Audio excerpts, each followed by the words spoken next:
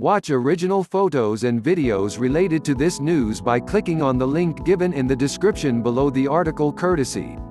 Please subscribe our YouTube channel Listen News Here. If you like the video, please like, comment and share the video. To date, the UK has at least 2,707 cases of the coronavirus nationwide, according to data compiled by Johns Hopkins University. At least 137 people in the country have died from the disease, according to figures from Johns Hopkins. UK Prime Minister Boris Johnson offered citizens a piece of optimism Thursday, saying in a daily briefing that the country could turn the tide against the coronavirus if the right measures were taken. To date, the UK has at least 2,707 cases of the coronavirus nationwide, according to data compiled by Johns Hopkins University. At least 137 people in the country have died from the disease, according to figures from Johns Hopkins.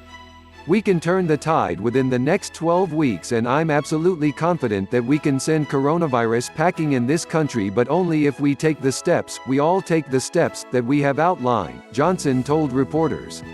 He later added that he couldn't say whether the country would be on a downward slope by the end of June.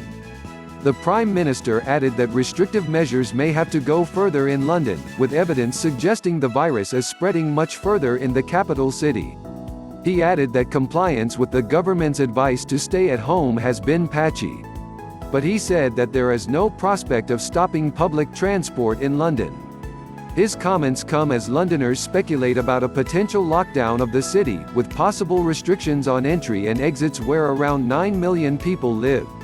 Earlier Thursday, Downing Street denied the reports, saying there was no prospect of the capital city being locked down and subject to restrictions on movement, as seen in other European countries. Unlike Italy, Spain and Germany, the UK government has not imposed any concrete measures to prevent the spread of the virus.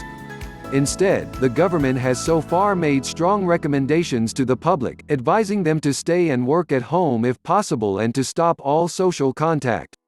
It has stopped short of enforcing the closure of bars, restaurants, gyms, cinemas, museums and places of worship.